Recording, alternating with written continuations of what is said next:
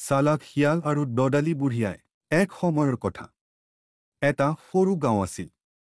গাঁওখনৰ প্ৰান্তত এজনী বুঢ়ী আই নিজৰ এটি পুৰণি ঘৰত একাকাৰ দৰে থাকিছিল। তেওঁৰ কোনো সন্তান-সন্ততি নাছিল, কিন্তু তেওঁ আছিল দদালি আৰু সদায় জীৱ-জন্তুক ভাল পাইছিল। এদিন ৰাতিপুৱা বুঢ়ী আইৰ দুৱাৰ সামৰি এটা চালাক শিয়ালে উভতি আহিল। সি বৰ ক্ষুধাত আছিল আৰু খাবলৈ এটা বস্তু বিচাৰি আছিল। শিয়ালে ভাবিলে, এই বুঢ়ী আইটো বৰ দদালি। যদি মই অলপ অভিনয় কৰোঁ, তেন্তে নিশ্চয় মোৰ ক্ষুধা নিমাই দিব। শিয়ালজনে বুঢ়ী আইৰ দুৱাৰ ওচৰতে পৰধৰা হ'ল। সি কান্দিবলৈ ধৰিলে, আই, মই বহুদিনৰ পৰা উপবাসত আছো। অলপ খাব পাৰোঁনে? বুঢ়ী আই ওলাই আহি শিয়ালটো চাই ক'লে, হে ঈশ্বৰে, কি হাল হ'ল তোমাৰ? আহা, মই ভাত ৰান্ধিছো, অলপ দি দিওঁ। বুঢ়ী আইৰে শিয়ালজনক এটা ঢাপত বহুৱালে আৰু গৰম ভাত আৰু চিটিকি চাটনি দি খুৱালে। শিয়ালজনে ভেটিকৈ খালে আৰু ক'লে, আই, তোমাৰ দদাৰ কোনো তুলনা নাই। মই তোমাৰ এজন বন্ধু হৈ থাকিম। আপোনাৰ এটা উপকাৰ কৰি যাওঁ। বুঢ়ী আইৰে হাঁহি ক'লে, শিয়াল ভাই, মই উপকাৰৰ বাবে নহয়, কেৱল তোৰ গৰম ভাত খাই সুখী হ'লা, এতেই মোৰ আনন্দ।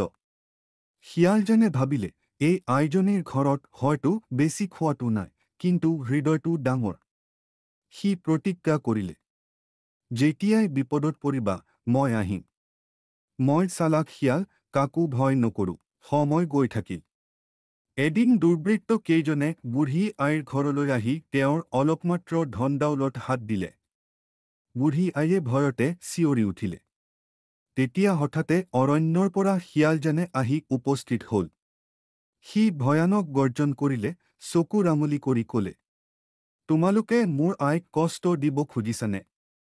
চিনাকি নোহোৱা কাষৰীয়া গাঁৱৰ মানুহে এতিয়া চালাক শিয়ালক দেখি ভয়তে পলায়ন কৰিলে। বুঢ়ী আইৰে কাঁইতে কাঁইতে ক'লে, তই মোক বচাইলি শিয়াল ভাই।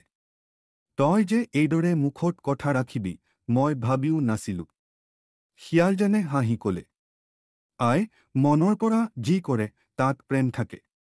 মই এই গাঁৱত থাকোঁ, যেতিয়া দৰকাৰ হ'ব মাতিবা। সেইদিনৰ পৰাই বুঢ়ী আই আৰু চালাক শিয়াল এজন আনজনৰ বিশেষ বন্ধু হৈ ৰ'ল। শিয়ালজনে সময় সময়ত আহি বুঢ়ী আইৰ লগত ভাত খাই কথা পাতে। গাঁওখনৰ মানুহেও বুঢ়ী আইক আৰু শিয়ালজনক সন্মান কৰিবলৈ ধৰিলে। দদালি হোৱাটো গৰিব বা ধনী হোৱাৰ ওপৰত নিৰ্ভৰ নকৰে।